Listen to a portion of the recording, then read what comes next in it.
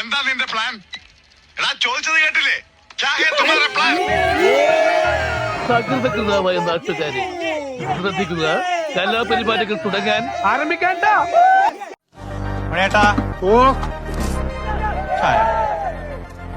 സവാള സവാള താനൊന്നും മിണ്ടാതിരിക്കണ്ട. ഈ വാർപ്പിൽ നിന്റെ കോൺസെൻട്രേഷൻ പോണൊന്ന്. പിന്നെ വാർപ്പിന് പരീക്ഷ ചെയ്തല്ലേ, പണി എടുക്കണോ?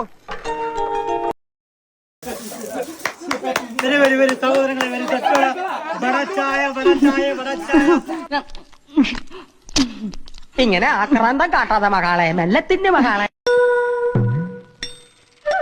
ദാസപ്പോ എന്നെ ശരിക്കൊന്ന് ശ്രദ്ധിച്ച് എന്റെ പെരുമാറ്റത്തില് എന്തെങ്കിലും പന്തികളുണ്ടോന്ന്. ഒരു ചെറുക്കൻ ഇവിടെ പ്രായം കഴിഞ്ഞ് പെര നിറഞ്ഞ് നിൽക്കാൻ തുടങ്ങിയിട്ട് കാലം എത്രയായി?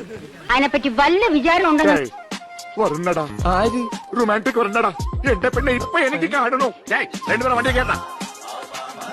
അസാനത്തിന്റെ പേരെന്താന്ന് പറഞ്ഞത്? I'm just gonna work on some jala moves, man.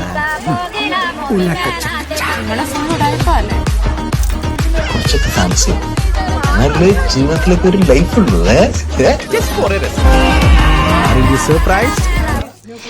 ഈശ്വരാ, പാവത്തുങ്ങൾക്ക് ഇങ്ങനെ സൗന്ദര്യം തരല്ലേ.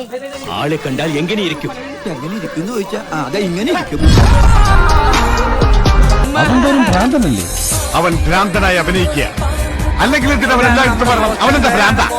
ഭ്രാന്തനല്ലാത്ത ഒരാൾ ഭ്രാന്തനായി കടന്നു വരുമ്പോൾ അവന് ഭ്രാന്താണെന്ന് പറഞ്ഞ് തള്ളിക്കളയുന്ന നമ്മൾ എൻജോയ് ചെയ്യാനുള്ളതാണ്. നമ്മൾ പറയുന്ന പോലെ ലൈഫിലെ കരിയറും കാര്യങ്ങളൊക്കെ എപ്പോഴും അതിന്റെ പാർട്ടായിട്ട് തന്നെ ഉണ്ടാവും. പക്ഷെ അതിന്റെ കൂട്ടത്തിൽ നമ്മൾ ജീവിക്കാൻ മറന്നു പോകരുത്.